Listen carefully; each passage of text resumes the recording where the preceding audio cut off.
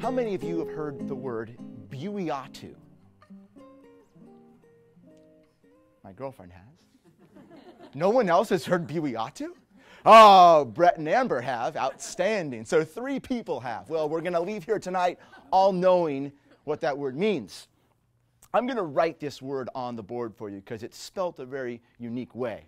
And you'll see the spelling is of the utmost importance. So here's how you spell buiatu.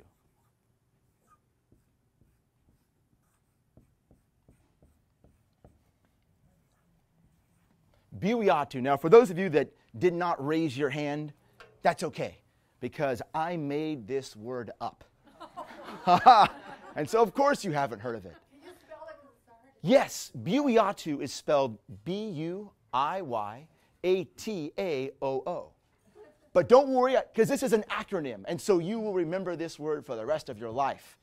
Buiatu means believe unconditionally in yourself and the ability of others. And so buiatu is an acronym. Believe unconditionally in yourself and the ability of others. Now, we hear belief all the time. That's a catchphrase nowadays. Believe in yourself. What does it mean to really believe? Can belief save your life? Let me share with you a remarkable story about how belief did save a life. Just like my good friend Larry, I served with the Santa Cruz County Sheriff's Office for about 8 years in various capacities. I was a field training officer, I was on the SWAT team, I was a sniper, I was running the defensive tactics program. I did a lot during my short career there.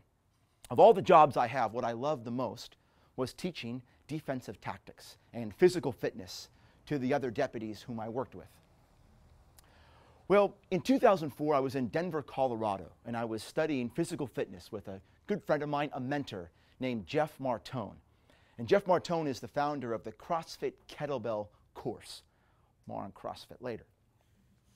Jeff taught me a unique skill that day in Denver. It's called the Turkish get-up. Now, for those of you that don't know what this skill is, here's the scenario. You're on your back and you're holding weight above you.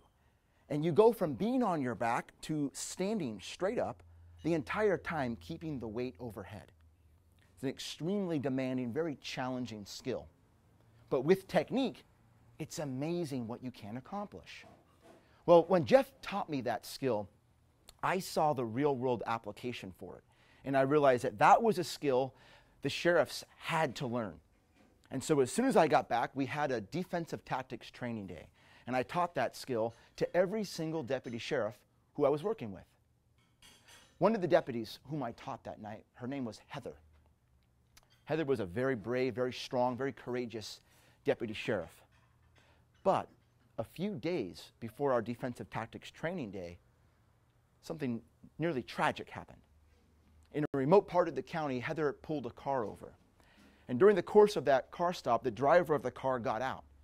This was a great big guy, a huge man, and he challenged Heather to a fight. He said, "I'm going to kick your butt. You're not writing me a ticket. I'm going to kick your butt right here and now." Heather was terrified. She called for backup. Backup arrived just in the nick of time to decompress the situation. But Heather told me that if that guy had attacked her, she thought she would have lost her life.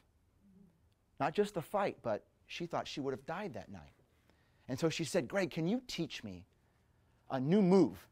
Teach me something that I can do in that situation." I said, "Heather, you don't need to know any more defensive tactics. You've got more skill than half the office combined." Backstory on Heather, she was one of the best shots with her firearm, and she was a black belt in karate. And so she didn't need more skill. All she had to do was believe she was capable of achieving anything she wanted, whether it be going home safe at night or bringing love to her intimate relationships. She had to believe in herself. That's all that was stopping her. And so I worked with her that night on belief. And here's what I did. I said, Heather, I want you to say these words. I believe in myself. Just say that. Her first repetition sounded and looked like this. I believe in myself. Would you believe that? I didn't believe it either. Say it again, Heather. Repetition number 2. I believe in myself. Say it again. I believe in myself. Again, Heather. I believe in myself. On and on it went. Finally, by the end of repetition 10, I believe in myself. And you could really feel it. You could see the change in her mind and body. Well, guess what? About 2 hours after that, I believe in myself session, Heather went to work. In a very remote part of the county, Heather conducted a car stop. A great big guy gets out of the car. Only this time, the guy is really nice, really low key, playing it cool, Mr. Cool. He's playing it cool because he's got a felony warrant out for his arrest. He knows it. Heather does not. And all he was doing was waiting for the moment for Heather to look away, and then boom, he hit her right in the head. Heather goes down to the ground. She's dizzy, starting to fade, and then here comes this great big guy walking over her. You know what she does? She blocks with one hand, posts with the other, and she stands up, which is essentially a Turkish getup. And then holding the guy off, she jumps in the air 3 times, hits him 3 times. On the 3rd time, he falls down to the ground. She handcuffs him, and then she calls for backup. A few days later, as an office, we debriefed that. And she said one thing saved her life that night. Belief. When she saw that great big guy starting to stand over her, she said to herself, oh no, you're not taking me out, I am taking you out. She believed in her ability to succeed, and she did. And so belief saved the life of one of our sheriffs that protects and serves us on a daily basis. And so if belief can save a life, can it help us in our relationships? Can it help us in the pursuit of a worthy goal? Absolutely. There's nothing more powerful in this world than the power of personal belief. But we have to go back to the acronym, don't we? Because it's more than just belief in ourselves. Who else do we have to believe in? Other people. We have to believe not just in our own ability to succeed, but in the ability of others. Which leads me to another story. In addition to my work with the Sheriff's Office, I served for 4 years as a special agent with the DEA, the Drug Enforcement Administration. I worked in Mexico and on the southwest border of Mexico near Mexicali, Mexico side, and Calexico, U.S. side. In addition to chasing cartel members around the town, I spoke to schools about the dangers of drugs. I used to love doing that. I spoke to a 4th grade school one day on the outskirts of San Diego County. And the day that I spoke, I was wearing a black shirt and bright yellow across the chest. It said police. When I was done speaking, a very young boy came up to me and he pointed at my shirt and he said, when I grow up, I want to be just like you. I want to be a police. Short little guy, so I put my hands on my knees and I said, that's awesome. You can do it. He looked at me and shook his head. And he said, no, I can't. And I said, why? He said, because my daddy told me when I grow up, I'm going to be just like him. Now, I'm a bit of an optimist. And so for a minute, I thought to myself, well, maybe his dad is a rocket scientist. Maybe his dad's an astronaut, and so he wants him to grow up and be just like him, an astronaut or a rocket scientist.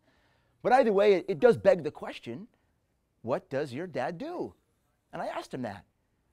And he looked at me, and with a straight face, he said, my dad's in prison.